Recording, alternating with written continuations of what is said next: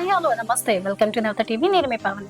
ఈరోజు మన hello doctor కార్యక్రమంలో భాగంగా తరచుగా మనకి ఎక్కువగా హెల్త్ ఇష్యూస్ లో భాగంగా ఎక్కువ ఇబ్బంది పడేటటువంటి అంశం ఏదైతే ఉందో అది టీత్ పెయిన్. అయితే ఈ టీత్ పెయిన్ కి గల కారణాలు ఏంటి, తీసుకోవాల్సిన జాగ్రత్తలు ఏంటి, అలాగే క్యావిటీస్ వల్ల చిన్నపిల్లల దగ్గర నుంచి పెద్దవాళ్ళలో కూడా చాలా సమస్యలు ఎదురవుతున్నాయి. జన్యుపరంగా కావచ్చు, లేకపోతే నార్మల్ గా కావచ్చు. ఇట్లాంటివి కాకుండానే మధ్య తరగతి వయస్కులు వారు కూడా ఈ టీత్ పెయిన్ తో బాధపడుతున్నారు, క్యావిటీస్ తో బాధపడుతున్నారు. అయితే ఎన్నో రకాలుగా మనకి టెక్నాలజీస్ వచ్చాయి, ఎన్నో రకాల అయినటువంటిది దంత వైద్యం అనేటువంటిది మనకు అందుబాటులోకి వచ్చింది. సో దీనివల్ల ప్రజలకి ఎటువంటి ఉపయోగం ఉంది? ఇప్పుడున్న టెక్నాలజీ ప్రకారం చూసుకున్నట్లయితే డెంటల్ వైద్య శాస్త్రంలో ఎన్నో టెక్నాలజీస్ వచ్చే వైద్య శాస్త్రం ఎంతో అభివృద్ధి చెందింది. సో దీనివల్ల కూడా కొన్ని అపోహలు ప్రజల్లో ఉన్నాయి.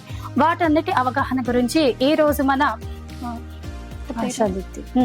డాక్టర్ ఆశా దీప్తి గారు మనతో ఉన్నారు. సో ఆమెను అడిగి కొన్ని క్లారిఫికేషన్ చేసుకుందాం డెంటల్ కి సంబంధించినటువంటి. నమస్తే అండి ఆశా దీప్తి గారు. నమస్తే. సో ఈ రోజు మనం హలో డాక్టర్ ప్రోగ్రామ్ లో చూసుకున్నట్లయితే ఎక్కువగా పిల్లల్లో కావచ్చు, పెద్దవాళ్ళలో కావచ్చు, అంటే వయసుతో సంబంధం లేకుండా ఈ క్యావిటీస్ గానీ డెంటల్ కి సంబంధించి చాలా రకాలైనటువంటి వ్యాధులు వస్తున్నాయి. సో దీని గురించి మీరు ఒక డాక్టర్ గా ఎటువంటి సలహాలు ఇస్తున్నారు? మీరు చేసే వైద్యం ఏంటి? హలో అండి, నా పేరు ఆశా దీప్తి. నేను 11 years నుంచి ప్రాక్టీస్ చేస్తున్నానండి డెంటిస్ట్రీ. అయితే తరచుగా మనకి వచ్చేది ఏంటంటే, అందరూ డెంటిస్ట్ దగ్గరికి ఎప్పుడు వస్తారంటే పన్ను నొప్పి వచ్చాకే వస్తారు. యాక్చువల్గా అలా పన్ను నొప్పి వచ్చాక రావటం కంటే రెగ్యులర్ గా ఇయర్లీ ఒకసారి డెంటల్ విజిట్ కి వచ్చారనుకోండి, ఏదైనా చిన్న పుచ్చులు ఉన్నా వాటిని మనం సింపుల్ గా ఫిల్ చేసేయచ్చు. ఏంటంటే వాటిని ఫిల్ చేసేటప్పుడు మనకి ఎక్కువ ఖర్చు కూడా చాలా కాస్ట్ ఎఫెక్టివ్ గా ఉంటుంది. పన్ను నొప్పి ఎప్పుడైతే వచ్చాక వస్తారో, పన్ను నొప్పి ఎప్పుడు వస్తుంది అంటే పంటలో నరం వరకు పుచ్చు వెళ్ళాకే మనకి నొప్పి వస్తుంది. అలా వెళ్ళింది అని అంటే దాని అర్థం లోపలికి వెళ్ళిపోయింది, ఇన్ఫెక్షన్ కింద వరకు వెళ్ళింది.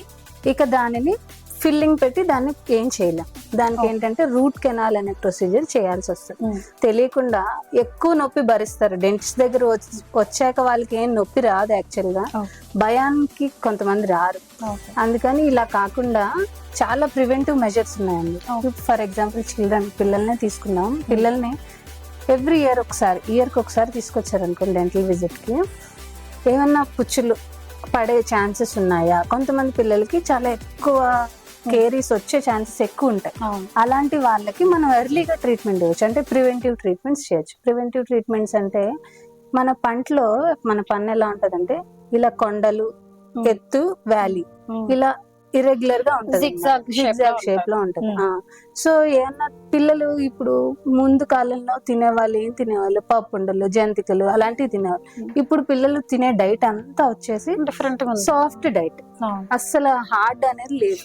లేస్ తింటారు, కేఎఫ్సీలు తింటారు, జెల్లీస్ తింటారు. ఇవన్నీ ఏంటంటే స్టిక్కీ ఫుడ్స్. ఈ ఇర్రెగ్యులారిటీస్ లో ఇరుక్కుపోయి ఉండిపోతాయి, ఇవి బయటికి రావు. ఇంకొక బ్యాడ్ హ్యాబిట్ ఏంటంటే మనం పెద్దగా అలవాటు చేయలేంది ట్వైస్ బ్రషింగ్ అనేది చాలా ఇంపార్టెంట్. అది ట్వైస్ బ్రషింగ్ అనేది చెయ్యరు, ఖచ్చితంగా చెయ్యాలి. చేసినప్పుడు ఏమవుతుందంటే మనకి నైట్ టైం పిల్లలు పడుకునే ముందు బ్రష్ చేశారంటే ఆ 12 hours ఏ బ్యాక్టీరియా పంటిని అటాక్ చేయకుండా ఉంటది అనమాట. సో అప్పుడు ఏమవుతుంది, పుచ్చు పడే ఛాన్సెస్ చాలా తగ్గిపోతాయి. వాళ్ళ టీత్ హెల్దీగా ఉంటాయి. సో ఎవ్రీ ఇయర్ ఇలా ఎప్పుడైతే డెంటిస్ట్ దగ్గరికి వస్తారో, ఏ పిల్లలకైతే కేరీస్ ప్రోన్ ఉంటారో వాళ్ళకి మనం పిట్ అండ్ ఫిషర్ సీలెంట్స్ అని వేస్తాం అనమాట. అంటే ఈ ఇర్రెగ్యులారిటీస్ ని క్లోజ్ చేసేస్తాం, ఒక చిన్న ఫిల్లింగ్ తో క్లోజ్ చేసేస్తాం. దీని వల్ల ఏమవుతుంది, వాళ్ళకి అసలు క్యావిటీస్ రావు. ఏదైనా ఫుడ్ తింటే, ఫర్ ఎగ్జాంపుల్ చిప్స్ అనుకోండి, అవి చాలా బంకగా పంటికి అంటికిపోయి ఉండిపోతాయి మధ్యలో. వీళ్ళకి ఏంటంటే మనం పిట్ అండ్ ఫిషర్ సీలెంట్స్ వేసాం కాబట్టి వాళ్ళకి అవి ఇరుక్కోవు కాబట్టి వాళ్ళకి అసలు పుచ్చు పడే ఛాన్సెస్ చాలా చాలా తక్కువ అయిపోతాయి. నెక్స్ట్ డైలీ ట్వైస్ బ్రష్ చేసుకోవటం, రోజు నైట్ పడుకునే ముందు ఖచ్చితంగా బ్రష్ చేసుకోవాలి. ఇది చేస్తే డైలీ, అంటే పిల్లలే కాకుండా పెద్దవాళ్ళు కూడా 2 times చేసుకోవాలి, అందరూ చేయాలి. ఇది చాలా మ్యాండేటరీగా చేయాల్సింది. ఒక్కసారి కాదు 2 సార్లు చేస్తే అసలు డెంటిస్ట్ దగ్గరికి వచ్చే అవసరం కూడా చాలా మటుకు అంటే తగ్గిపోతుంది. ఇప్పుడు మీరు 11 years ఎక్స్పీరియన్స్ లో మీకు బాగా కాంపిటేటివ్ గా ఉన్న ఒక పేషెంట్ గురించి చెప్తారా ఏమన్నా? అంటే మీకు చాలా కష్టమైన ఇంతమంది పేషెంట్స్ ని చూసారు కదా, చాలా కష్టమైనటువంటి ట్రీట్మెంట్ ఏమైనా చేస్తున్నారా మీరు? అంటే నార్మల్ గా అందరూ కూడా సహకరించారా మీకు? సహకరిస్తారు, కొంతమంది అంత పెద్దగా సహకరించరు. మెయిన్ గా పెద్దవాళ్ళు వస్తారు కదండి, వాళ్ళు మెయిన్ గా ఏమడుగుతారంటే, ఇప్పుడు ఈ పన్ను తీస్తున్నారు కదా, పై పన్ను, నా కంటికి ఏమన్నా ప్రాబ్లం వస్తుందా అని అడుగుతారు. మెయిన్ ఏంటంటే ఇప్పుడు పై పన్ను తీసినా కింద పన్ను తీసినా ఏ పన్ను తీసినా గానీ కంటి నరాలకి ఎఫెక్ట్ అని చెప్పేసి చాలా మంది ఏంటంటే ఆయుర్వేద పసర మందులకి అలవాటు పడిపోతున్నారు. పసర మందు చేస్తే పిప్పన్ను రాదు, పురుగులు పడిపోతాయి, ఈ పన్ను తీస్తే కంటి నరాలకి దెబ్బ, కంటి చూపు పోతుందని ఒక అపోహ అంటారా, నిజమే అంటారా? అది కేవలం అపోహేనండి. ఈ నర్వ్ సప్లై అంతా, ఐస్ కి చేసే నర్వ్ సప్లై అంతా డిఫరెంట్ ఉంటది, నెక్స్ట్ టీత్ కి వచ్చే నర్వ్ సప్లై అంతా డిఫరెంట్ ఉంటది. సో మనం పన్ను తీసేటప్పుడు అసలు కంటికి అనేది ఎఫెక్టే అవ్వదు. మెయిన్ గా ఎర్లియర్ గా ఏమయ్యేదంటే, పళ్ళు ప్రాబ్లమ్స్ ఎవరికి వచ్చేవి, కొంచెం ఎల్డర్లీ వాళ్ళకి వచ్చేవి. వచ్చినప్పుడు వాళ్ళ వయసుతో పాటు వాళ్ళ కంటి చూపు కూడా కొంచెం తగ్గేది. వాళ్ళు ఎలా కోరిలేట్ చేసుకున్నారంటే, పన్ను తీసాక నా కంటి చూపు తగ్గిపోయింది, అలా ఈ నానుడు వచ్చేసింది. అంతేగాని పన్ను తీయటం వల్ల కంటికి అస్సలు ఏ ఇబ్బంది ఉండదు. సో డాక్టర్ ఆశాదీప్తి గారు చెప్తున్నట్టు ఏంటంటే, పంటికి కంటికి సంబంధం లేదు, పన్ను తీస్తే అది అంతవరకే ఉంటుంది కానీ కంటి నరాలకి ఎటువంటి ఎఫెక్ట్ లేదు. సో మీరు హ్యాపీగా ట్రీట్మెంట్ చేయించుకోవచ్చు, ఇటువంటి అపోహలు వద్దు అని చెప్తున్నారు. సో ఇంకోటి ఏంటంటే, మనకి ఇప్పుడు చిన్న పిల్లలు ఉంటారు కదా, చిన్న పిల్లల్లో పాల దంతాలు అనేటువంటివి సమ్ ఆఫ్ మంత్స్, అంటే 6 months కో లేకపోతే 7 months కో ఊడతాయి. తర్వాత ఏంటంటే శాశ్వతమైన దంతాలు వచ్చేటప్పుడు ఆ స్టేజ్ లో వాళ్ళు ఎటువంటి జాగ్రత్తలు పాటించాలి, వాళ్ళు ఆ ఏజ్ లో క్లినిక్ కి రావచ్చా? చిన్నపిల్లలు పళ్ళు యాక్చువల్ గా అండి ఒక 6 to 12 years ఈ రేంజ్ లో పళ్ళు వాళ్ళకి షెడ్ అవుతూ ఉంటాయి. మిల్క్ టీత్ పోయి పర్మనెంట్ టీత్ వస్తూ ఉంటాయి. యాక్చువల్ గా ఇది చాలా మంచి విండో. ఈ టైంలో గానీ డెంటిస్ట్ దగ్గరకు వచ్చారనుకోండి, వాళ్ళకి పళ్ళు, కొంతమంది పిల్లలకి పళ్ళు ఎత్తు వంకరగా వస్తుంటాయి, ముందు వెనక వస్తుంటాయి. ఇలాంటి స్టేజ్ లో వచ్చారనుకోండి, వాళ్ళ జా కూడా, వాళ్ళ దవడ కూడా, ఎముక కూడా గ్రో అవుతూ ఉంటాయి, పళ్ళు కూడా గ్రో అవుతూ ఉంటాయి. ఇలాంటి స్టేజ్ లో వచ్చినప్పుడు ఏమవుతుందంటే, తొందరగా ఈ ఇర్రెగ్యులారిటీస్, ఎత్తు పళ్ళం, ఇలా ముందు వెనక ఉండే పళ్ళని ఒక చిన్న ఐస్ క్రీమ్ స్టిక్, అలాంటి చిన్న ట్రీట్మెంట్స్ తో వాటిని సెట్ చేసేయచ్చు, ఈజీగా అయిపోతుంది. ఒక 14 years దాటాక వచ్చారనుకోండి, ఇంకా ఖచ్చితంగా బ్రేసెస్, అంటే పళ్ళ మీద క్లిప్పులు పెట్టారు కదా, ఆ ట్రీట్మెంట్ చేయాల్సి. అంటే 14 years 15 years కంటే ఈ జా అనేటువంటిది ముద్ర స్టెబిలైజ్ అయిపోతుంది, గ్రోత్ ఉండదు, ఆగిపోతుంది. సో దాని వల్ల అప్పుడు ట్రీట్మెంట్ టఫ్, కానీ ఇప్పటి నుంచే చిన్న వయసు నుంచే అవి చేసుకుంటే బెటర్ రిజల్ట్ అనేటువంటిది వస్తుంది. సో ఇంకో క్వశ్చన్ మనం చూసుకున్నట్లయితే, ఎక్కువగా డెలివరీస్ అయిన మహిళల్లో ఎక్కువగా, అంటే పథ్యం చేయకపోతే, ఎక్కువ గట్టి పదార్థాలు తింటే పళ్ళకి ఎఫెక్ట్, రాను పళ్ళు అనేటువంటివి వీక్ అయిపోతాయని విన్నాము. అది కూడా ఎంతవరకు, ఇది కూడా అపోహే అంటారు? యాక్చువల్ గా మెన్స్ట్రేషన్ అప్పుడు, నెక్స్ట్ ప్రెగ్నెన్సీ అప్పుడు ఖచ్చితంగా హార్మోనల్ ఎఫెక్ట్ వల్ల మన గమ్స్ బాగా, ఒకవేళ పళ్ళు సరిగ్గా బ్రష్ చేసుకోవట్లేదు అనుకోండి, వాళ్ళ ఓరల్ హైజీన్ బాగోలేదు అనుకోండి, గమ్స్ చిగుళ్ళ నుంచి బ్లడ్ రావటం అనేది జరుగుతుంది. అది సహజం, ఓకేనా? దానికి ఏం లేదు, దానికి నీట్ గా టీత్ స్కేలింగ్ చేయించుకుంటే వాళ్ళకి అది క్లియర్ అయిపోతుంది, ఓకేనా? ఇది అంతా హార్మోనల్ ఇష్యూ అనమాట, దాని వల్ల చిగుర్లు వాస్తాయి. ఇది ఇలా పళ్ళు వీక్ అయిపోవడం అనేది ఏముంటదండి, వాళ్ళకి ఖచ్చితంగా కొంచెం హార్మోన్స్ వల్ల కొంచెం చిగుర్లు కొంచెం వాస్తాయి. దాన్ని మనం ఎలా ప్రివెంట్ చేయొచ్చు అంటే, ముందు నుంచే వాళ్ళకి నీట్ గా పళ్ళు స్కేలింగ్ చేయటం, వాళ్ళు రెగ్యులర్ గా మార్నింగ్ నైట్ బ్రష్ చేసుకోవడం, ఈ ఓరల్ హైజీన్ వాళ్ళు సరిగ్గా మెయింటైన్ చేసుకుంటే సరిపోతుంది.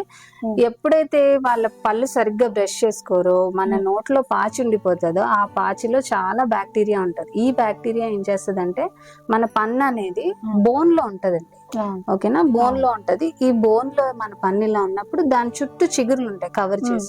ఎప్పుడైతే మనం నీట్ గా బ్రష్ చేసుకోమో, మన నోరు సరిగ్గా ఉంచుకోమో, ఈ పంటి మీద పట్టిన పాచిలో ఉన్న బ్యాక్టీరియా ఈ చిగుర్లను ఎఫెక్ట్ చేస్తాయి. ఈ చిగుర్లు ఏం చేస్తాయి, ఈ చిగుర్లు మన బోన్ లోకి ఏ ఇన్ఫెక్షన్ వెళ్ళకుండా ప్రొటెక్ట్ చేస్తాయి.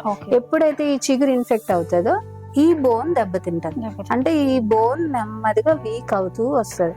అప్పుడు ఈ పళ్ళు మంచిగా ఉన్న పళ్ళు కూడా కదలటం మొదలవుతుంది. సో ఇవన్నిటికీ ఒకటే సొల్యూషన్, నీట్ గా బ్రష్ చేసుకోవటం, డెంటిస్ట్ దగ్గరికి రావటం, చక్కగా స్కేలింగ్ చేయించుకోవడం, ఈ ఓరల్ హైజీన్ మెయింటైన్ చేస్తే అసలు ఈ పెద్ద ప్రాబ్లమ్స్ ఏవి రావు. అంటే మీరు అనేది ఏంటంటే ఇప్పుడు బాలింతల్లో కూడా ఈ ఎఫెక్ట్లు ఏమీ ఉండవు అంటే పెద్దవాళ్ళు ఎట్లా చెప్తారంటే అగో బాలింత టైంలో నువ్వు ఈ ఆహారం తీసుకున్నావు, ఇంత గట్టిగా తిన్నావు కాబట్టి ఇప్పుడు నీకు లూజ్ అవుతున్నాయి, టీత్ వీక్ అవుతున్నాయి, అయితే ఇవేమీ అలాంటివి. ఓకే. నెక్స్ట్ ఏంటంటే మనం రూట్ కెనాల్ కి సంబంధించి కావచ్చు, టీత్ మార్చి టీత్ పెడుతూ ఉంటారు కదా, సో దానికి సంబంధించి ఇప్పుడు టెక్నికల్ గా చాలా చాలా ట్రీట్మెంట్స్ వచ్చేసాయి మనకి. సో ఈ చాలా చాలా ట్రీట్మెంట్స్ లో ఏంటంటే కొన్ని ఫెయిల్ అవుతున్నాయి. సో ఫెయిల్ అవ్వడం, ఒకరికి ఫెయిల్ అయితే అది అలా అలా అలా స్ప్రెడ్ అయిపోయి అమ్మో టీత్ ఇక ఫెయిల్ అవుతుంది, మళ్ళీ బ్లడ్ వస్తుంది, మళ్ళీ పెయిన్ వస్తుంది అని అంటున్నారు కదా. సో మీరు మీ హాస్పిటల్ క్లినిక్ లో ఎటువంటి ట్రీట్మెంట్ అంటే దీనికి సంబంధించి ఒక అపోహని పోగొట్టడానికి ఎటువంటి ట్రీట్మెంట్ ని మీరు అవలంబిస్తున్నారు? యాక్చువల్ గా కొంతమంది అసలు డెంటిస్ట్ దగ్గరకు రావడానికి భయపడేది నొప్పి కోసం, నొప్పి గురించి, ఆ నోట్లో ఇంజెక్షన్ వేస్తారని భయపడిపోతారు చాలా మంది. కానీ ఇప్పుడు చాలా రీసెంట్ అడ్వాన్స్మెంట్స్ వచ్చేసాయి. రెగ్యులర్ గా మనం యూజ్ చేసే నీడిల్ కంటే ఇప్పుడు కొత్తగా వచ్చే నీడిల్స్ ఎలా ఉన్నాయంటే అసలు అవి ప్రిక్ చేస్తే నీడిల్ ప్రిక్ కూడా తెలియదు, అంత సన్నగా ఉంటాయి అన్నమాట, అంత ఫైన్ గా ఉంటాయి. అసలు నొప్పి అనేది కూడా తెలియదు మనకి, చేస్తున్నట్టు అక్కడ ఇస్తున్నట్టు కూడా. అలా చేస్తున్నట్టు తెలియకుండా ఉండడానికి కూడా వైబ్రేషన్ పెట్టడం, లేకపోతే ఐస్ ప్యాక్ చిన్నది ఐస్ కోల్డ్ థెరపీ పెట్టడం, అలాంటివి చేసినప్పుడు మనకు అసలు ట్రీట్మెంట్ చేస్తున్నారు, ఇంజెక్షన్ ఇస్తున్నారు అనే భయం కూడా మనకు తెలియదు, అది ఉండదు. నెక్స్ట్ ఇప్పుడు మనకి రీసెంట్ అడ్వాన్స్మెంట్ లో ఇంప్లాంట్స్ అనేది బాగా వచ్చాయి.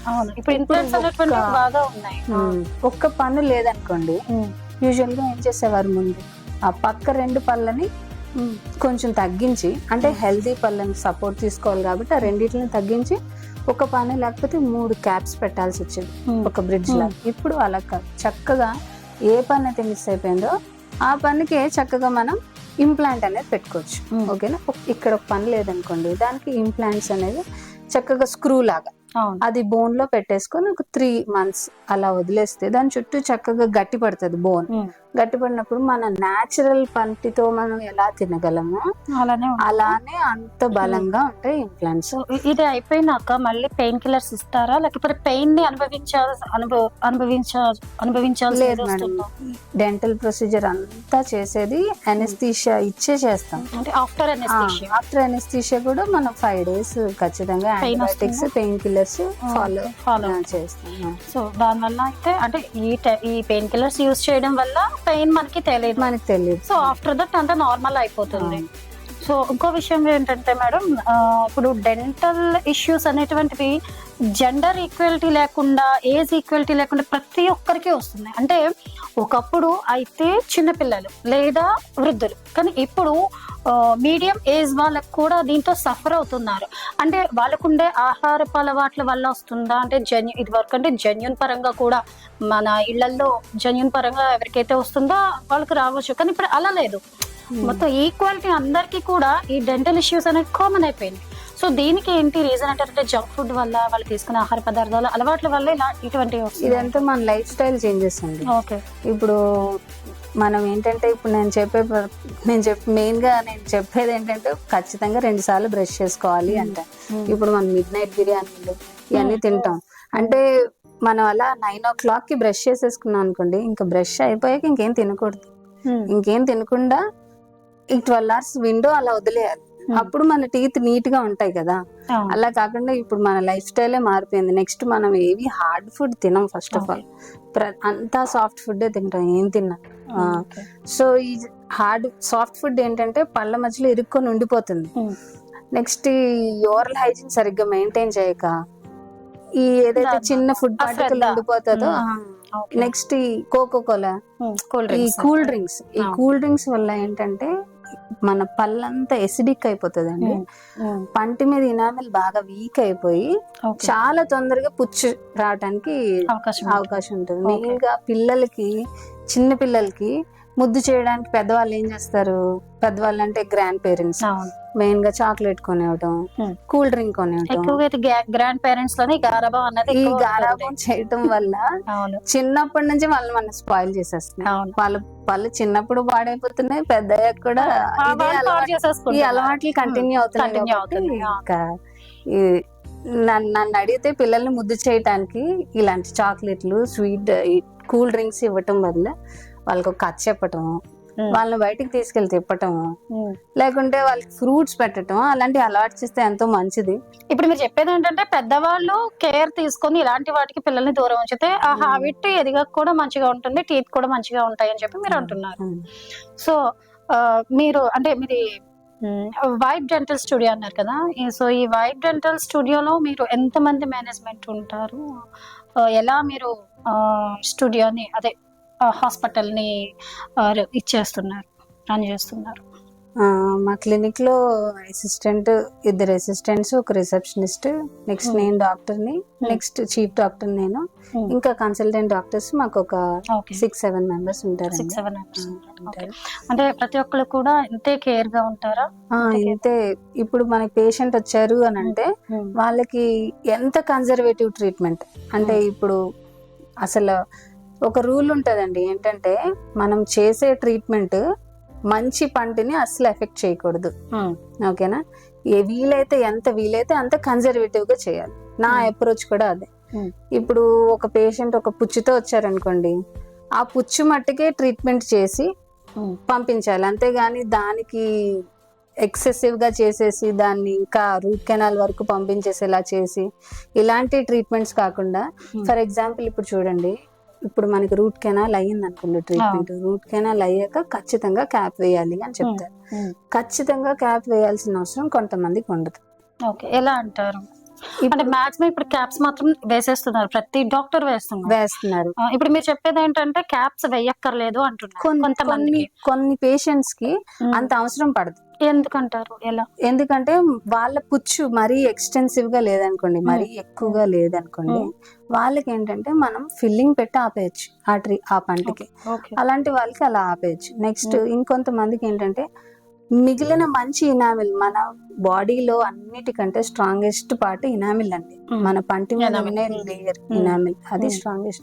ఇప్పుడు ఈ క్యాప్స్ పెట్టాలి అంటే ఇనామిల్ ఖచ్చితంగా 1.5 to 2 mm తగ్గించాలి. ఇక అది తీసేస్తే పంటికి బలం ఉంటుంది. సో నా అప్రోచ్ ఏంటంటే మాక్సిమం ఎంతైతే అంత ఇనామిల్ ని ప్రొటెక్ట్ చేసి, దాని మీద క్యాప్స్ కాకుండా ఆన్ లేస్ అని వస్తాయి. ఆన్ లేస్ అని అంటే ఏదైతే పై పన్ను పార్ట్ పోయిందో దాన్ని జస్ట్ రీప్లేస్ చేయడానికి చిన్న క్యాప్ లాగా ఉంటాయి అన్నమాట. అంటే ఫుల్ కవరేజ్ క్యాప్స్ లా కాకుండా చిన్న చిన్న క్యాప్స్ లా, అంటే మీకు ఫొటోస్ చూపిస్తాను, అలా వస్తాయి. అటువంటివి చేయాలి. మినిమల్ గా అప్రోచ్ అవ్వాలి, కన్జర్వేటివ్ గా చేయాలి అన్నదే నా మెయిన్ మోటో అని. ఓకే, నైస్ అండి. ఇప్పుడు ఏంటంటే కొంతమందికి పిచ్చి పన్ను ఎక్కువ రాదు, వచ్చింది తక్కువ వేసిన అంటే వాళ్ళు హెల్దీ టీత్ అన్నట్టు. సో వాళ్ళకి ఏంటంటే ఇప్పుడు ఎనామిల్ అన్నది చాలా మంది డాక్టర్స్ క్యాప్స్ వేయడం వల్ల ఏంటంటే ఎనామిల్ ని తగ్గించి చేస్తున్నారు. కాబట్టి పంటికి ఎనామిల్ అన్నది ఒక బూస్ట్ లాంటిది, కాబట్టి అది తగ్గకుండా చూసుకొని జస్ట్ మేడం చెప్పినట్టు మేడం సజెషన్ లో ఒక లేయర్ లాంటిది వేస్తారంట. సో దాని వల్ల ఏంటంటే ఎనామిల్ అనేటువంటిది పంటికి ఇంకా అలాగనే పట్టుకొని ఉంటుంది అని అంటున్నారు. ఆన్లెస్ పొర అంట. పొర వేయడం వల్ల ఏంటంటే క్యాప్ అవసరం ఉండదు కొంతమందికి. ఆన్లెస్ ఏంటంటే చిన్న సైజ్ ఆఫ్ క్యాప్స్ అనుకోండి, ఓకేనా? ఇప్పుడు క్యాప్ అనుకోండి, ఇప్పుడు ఇదే పన్ను అనుకోండి, ఇది మొత్తం తగ్గించేసి క్యాప్ పెట్టాలి కదా. ఇప్పుడు ఆన్లైన్ ఏంటంటే జస్ట్ ఇంతవరకే పుచ్చింది అనుకోండి, ఇది మట్టుకే తీసి ఇక్కడ మట్టుకే పెడతాం, పార్షియల్ క్యాప్స్ లాగా. ఓకేనా? ఏం చేస్తున్నాం, ఇప్పుడు మనం కింద ఉండే ఇనామిల్ మొత్తం ప్రొటెక్ట్ చేస్తున్నాం, మనం అది తీసేయట్లేదు. సో ఈ ఆన్లెస్ ఏం చేస్తాయి, మన పంటి లైఫ్ ని పెంచుతాయి.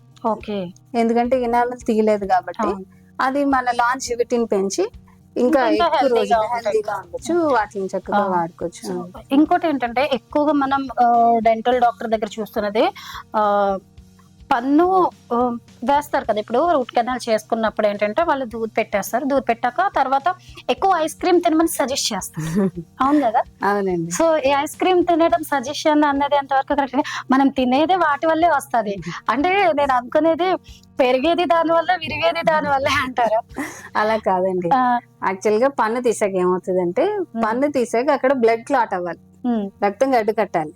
సో చల్లదనం తగిలితే ఆ బ్లడ్ క్లాట్ అనేది ఫాస్ట్ గా ఫామ్ అవుతుంది. నెక్స్ట్ వాళ్ళు ఆల్రెడీ ఇంత పెయిన్ లో వచ్చారు కదా, వాళ్ళకి ఒక స్వీట్ ట్రీట్ లాగా ఐస్ క్రీమ్ తినండి అని చెప్తాము. కొంతమంది డయాబెటిక్ ఉంటారు, వాళ్ళకి ఏం చెప్తానంటే ఐస్ ప్యాక్ పెట్టేసుకోండి అక్కడ, ఏం లేదు చల్లదనం తగిలితే తొందరగా బ్లడ్ క్లాట్ అవుతుంది, క్లాట్ స్టెబిలైజ్ అవుతుంది, అంతే. ఐస్ క్రీమ్ లో ఏం మెడిసిన్ లేదండి. అంటే ఎక్కువ మాక్సిమం మనం విన్న దాంట్లో, చూసిన దాంట్లో ట్రీట్మెంట్ అయినాక డాక్టర్ నన్ను ఐస్ క్రీమ్ తినమని చెప్పారని చెప్పేసి రోజుకి 3 నెలలు కంటిన్యూ తినేటోళ్ళని కూడా మేము చూస్తుందాన్ని బట్టి చెప్తున్నాం. సో నేను అదే క్వశ్చన్ అడుగుదాం అసలు ఐస్ క్రీమ్ ఏంటి, పంటకి దీనికి సంబంధం ఏంటి, అసలు ఇలాంటివి తినడం వల్లే కదా క్యావిటీస్ అనేవి ఫామ్ అవుతున్నా, మరి డాక్టర్ ఎందుకు ఐస్ క్రీమ్ తినమంటున్నారు, అదొక డౌట్ అన్నమాట. సో జస్ట్ చల్లదనం కోసం మేడం, ఆ చల్లదనం తగిలినప్పుడు బ్లడ్ క్లాట్ ఫాస్ట్ గా ఫామ్ అవుతుంది, స్టెబిలైజ్ అవడానికి. సో గుర్తుపెట్టుకోండి, ఐస్ క్రీమ్ డాక్టర్ ఎందుకు తినమంటున్నారు అంటే స్టెబిలైజ్ అవ్వడానికి, ఆ పెయిన్ అనేటువంటిది, ఆ హీట్ బయట పడకుండా, సఫర్ కాకుండా ఐస్ క్రీమ్ తినమంటున్నారు అంతే. ఈ ఐస్ క్రీమ్ లో ఎటువంటి మెడిసిన్ లేదు. మళ్ళీ మీరు డెంటల్ పెయిన్ వచ్చాక మేడం ఐస్ క్రీమ్ తిన్నారు కదా, తింటే మరి అది ఇంకా ఎక్కువ అవుతుంది. ఖచ్చితంగా. సో ఇప్పుడు మనం 2 times బ్రష్ చేసుకోవాలనుకుంటున్నారు కదా, ఇప్పుడు 2 times బ్రష్ ఎటువంటి పేస్ట్ ని మనం సజెస్ట్ చేసుకోవచ్చు అంటే, ఇప్పుడు ఎక్కువగా కోల్గేట్, క్లోజప్ ఇటువంటివి ఉన్నాయి కదా కంపెనీవి. సో మీరు డాక్టర్ సజెస్ట్ చేసే సెన్సోడైన్ ఎక్కువగా అంటే మీరు ఏం సజెస్ట్ చేస్తారో నాకు తెలియదు. సెన్సోడ్ అనేటువంటిది మనం టీవీలో కూడా చూస్తున్నాం. సో ఎక్కువ దాని మీద అడ్వర్టైజ్మెంట్స్ వస్తున్నాయి. సో ఈ సెన్సోడైన్ అనేటువంటిది కరెక్టేనా? సెన్సోడైన్ అనేది అంటే సెన్సోడైన్ లో కూడా చాలా వెరైటీస్ ఉంటాయండి. చాలా మంది సెన్సిటివిటీ పేస్ట్ వాడేస్తారు. సెన్సిటివిటీ పేస్ట్ అనేది రెగ్యులర్ యూజ్ కి కాదు, ఓకేనా. Sensitivity paste only for 14 days, ఓకేనా. ఒక 2 weeks లేకపోతే 3 weeks అంతే. మనకి పంటలో సెన్సిటివిటీ ఎప్పుడైతే వస్తుందో, ఎప్పుడు వస్తుంది అని అంటే పంటి మీద ఇనామిల్ పొర మొత్తం పోయి దాని నెక్స్ట్ది డెంటిన్ ఉంటుంది. ఆ డెంటిన్ కి మన ఎక్స్పోజ్ అయినప్పుడు, చల్లదనం కానీ, వేడి డ్రింక్స్ కానీ, కూల్ డ్రింక్స్ కానీ తాగినప్పుడు ఈ డెంటిన్ కి ఎప్పుడైతే టచ్ అవుతాయో అప్పుడు మనకి సెన్సిటివిటీ వస్తుంది.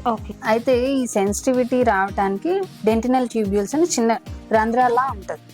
ఈ సెన్సిటివిటీ పేస్ట్ ఏం చేస్తుందంటే ఈ రంధ్రాల్ని క్లోజ్ చేసేస్తుంది. అందులో బిగ్ పార్టికల్స్ ఉంటాయి, అది క్లోజ్ చేసేస్తుంది. సో మనకి ఇన్స్టెంట్ రిలీఫ్ వస్తుంది సెన్సిటివిటీ పేస్ట్ వాడడం వల్ల. జస్ట్ అదేంటంటే instant relief, instant relief. So ఇది రెగ్యులర్ యూస్ కి వాడకూడదు. రెగ్యులర్ యూస్ కి వాడినప్పుడు ఈ పెద్ద పార్టికల్స్ ఉంటాయి కదా, హై అబ్రేసివ్స్, ఇవి ఏం చేస్తాయంటే ఇంకా పంటిని అరిగిపోయేలా చేస్తాయి. ఇది రెగ్యులర్ గా వాడకూడదు. మీకు డాక్టర్ ఎప్పుడైతే సెన్సిటివిటీ కోసం ఏదైనా పేస్ట్ ప్రిస్క్రైబ్ చేశారంటే మాక్సిమం 1 month, అంతకు ఎక్కువ వాడకూడదండి సెన్సిటివిటీ పేస్ట్ లో.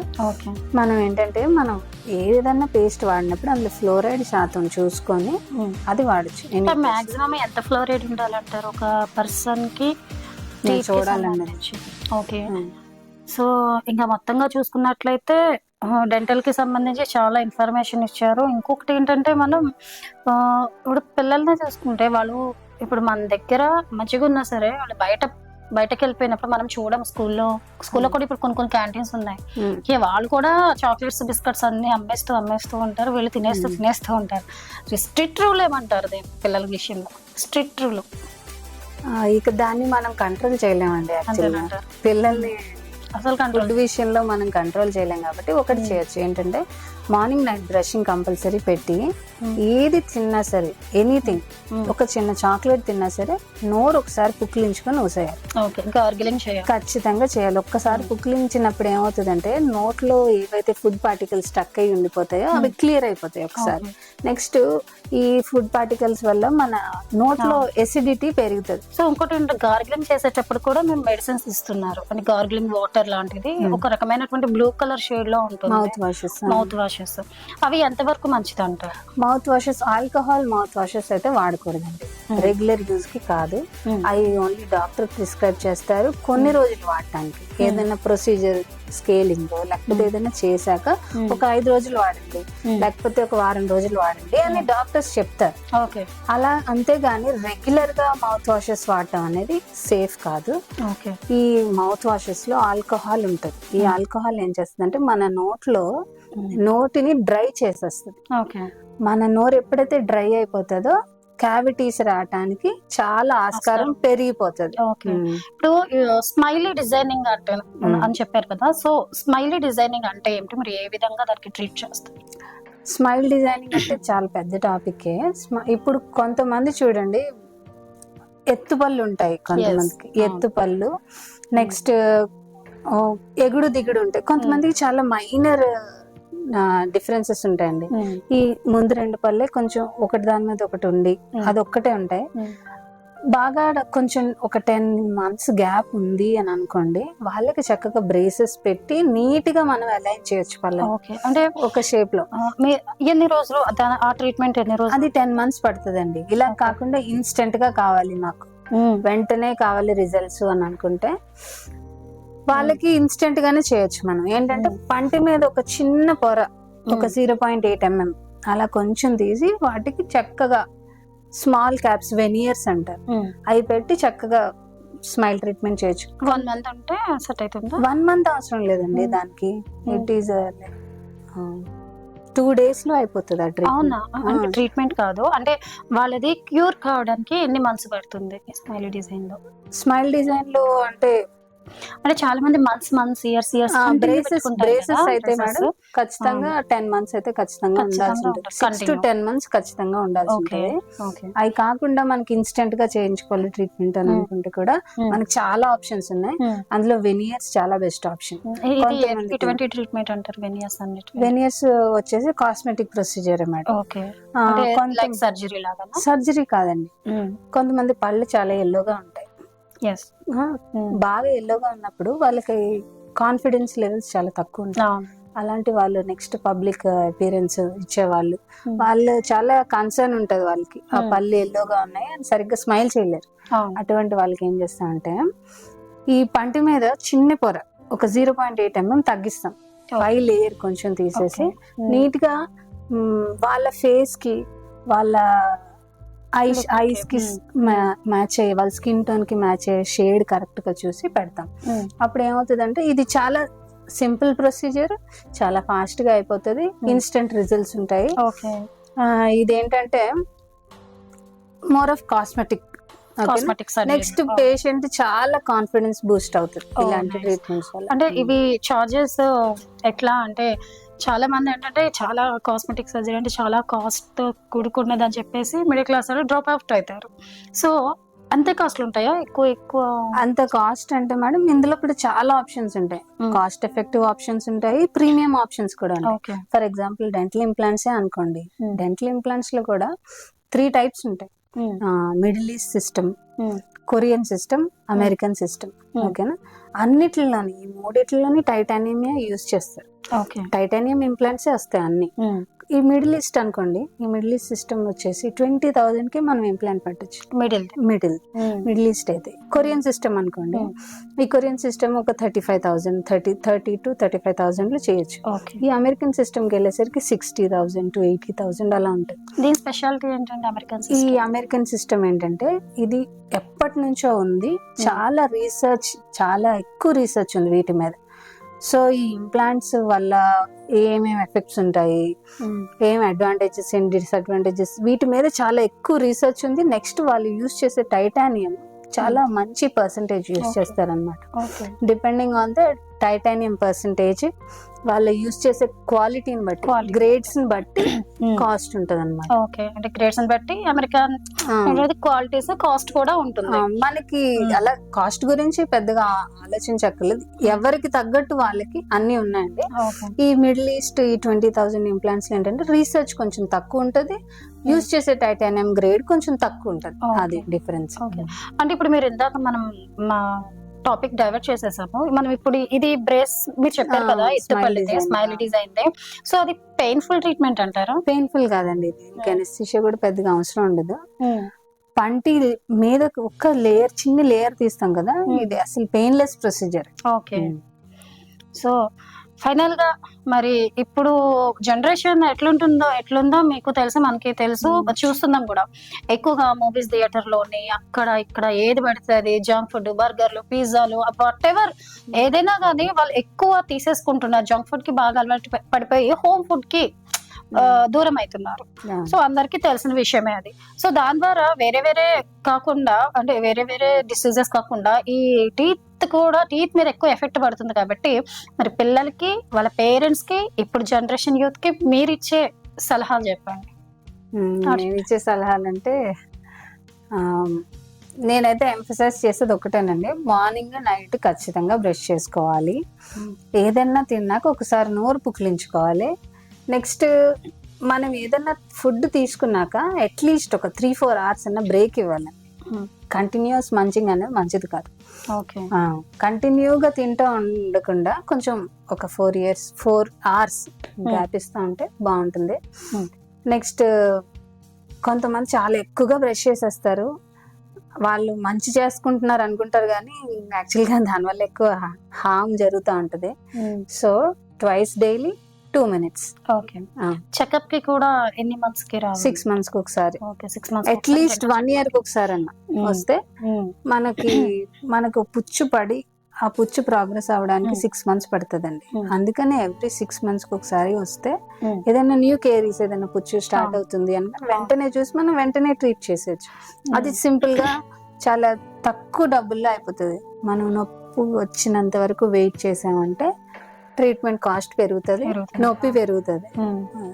సో ఇంకేంటంటే ఫైనల్ గా ఒక క్వశ్చన్ అడగాలనుకున్నా, ఇప్పుడు ఎక్కువగా పసర మందులు ప్రిఫర్ చేస్తున్నారు పిప్పి పన్నుకి. ఎందుకంటే ఈ కాస్ట్ తట్టుకుపోవచ్చు, లేకపోతే పెయిన్ఫుల్ గా ఉండడం వల్ల, మరి దేని గురించో చాలా మంది ఎక్కువగా విలేజెస్ వాళ్ళు పసర మందులకి వాళ్ళు హ్యాబిట్ అవుతున్నారు. పసర మందు వేస్తే పురుగు పడిపోతుంది. అది నేను స్టార్టింగ్ లిఫ్ట్ చేశాను. మళ్ళీ ఫైనల్ గా ఇది ఒక క్వశ్చన్, ఈ పసర మందులు పంటికి ఏ విధమైనటువంటి నష్టాన్ని కలిగి చేస్తాయి? ఇది కరెక్ట్ అని అంటారా ఈ పసర మందు? పసర మందులు వాడకూడదు మేడం. ఈ పసర మందుల వల్ల యాక్చువల్ గా వాళ్ళకి ఇన్స్టెంట్ పెయిన్ రిలీఫ్ రావచ్చేమో గానీ, మన బాడీలో ఏ ఆర్గన్ అయినా సరే ఒక జ్వరం వస్తే టాబ్లెట్ వేసుకుంటే తగ్గిపోతుంది.